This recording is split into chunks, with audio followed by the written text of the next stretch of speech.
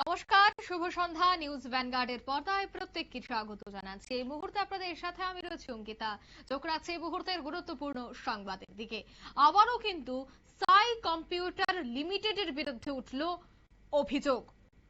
বেসরকারি বিদ্যুৎ পরিষেবা প্রদানকারী সংস্থা এই সাই কম্পিউটার লিমিটেডের পরিষেবা রীতিমতো প্রশ্নচিহ্নের মুখে।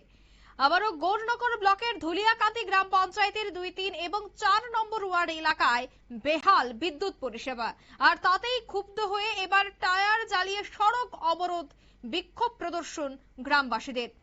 আজ সকাল 10টা থেকে কৈলাসহরের টিলা বাজার, ট্রাই জংশনে টিলা বাজার, বাবুর বাজার রাস্তা অবরোধ করে বিক্ষোভ প্রদর্শন শুরু করে স্থানীয়রা।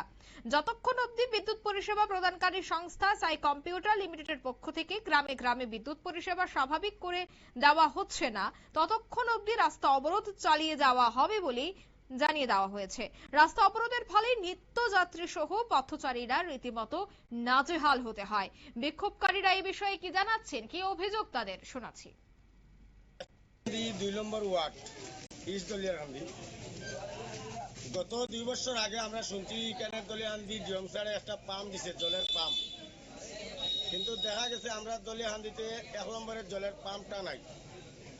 আমরা দলিয়াকান্দি কিছু সংখ্যক মানুষ জলের লাগি অনেক সমস্যা আছে, কিন্তু দেখা গেছে আমরা ইয়াজি গাঁওরাতে অল্প জল অল্প হয় আমরা পাই।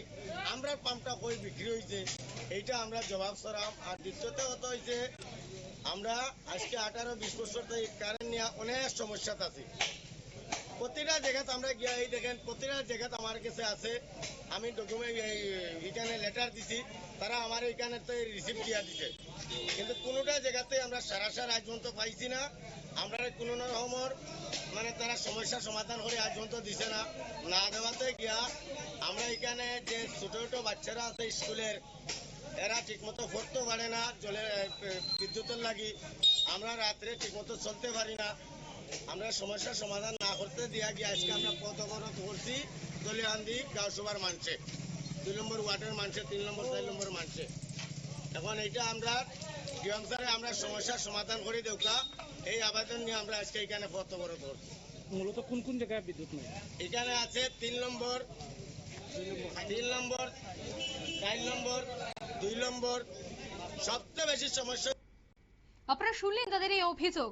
আর পানীয় জলের হাহাকারেও তারা রীতিমতো জর্জরিত, কারণ লো ভোল্টেজ থাকার কারণে বর্তমানে গ্রামের যে পাম্প মেশিনগুলি রয়েছে সেই পাম্প মেশিন গুলি চলছে না, যার দরুন তারা জলের সমস্যাতেও কিন্তু জর্জরিত। যদিও সংস্থার ইঞ্জিনিয়ার অবরোধস্থলে এসে আগামী 3 দিনের মধ্যে সমস্যা সমাধানের আশ্বাস দিলে অবরোধ তুলে নেয় এলাকাবাসীরা।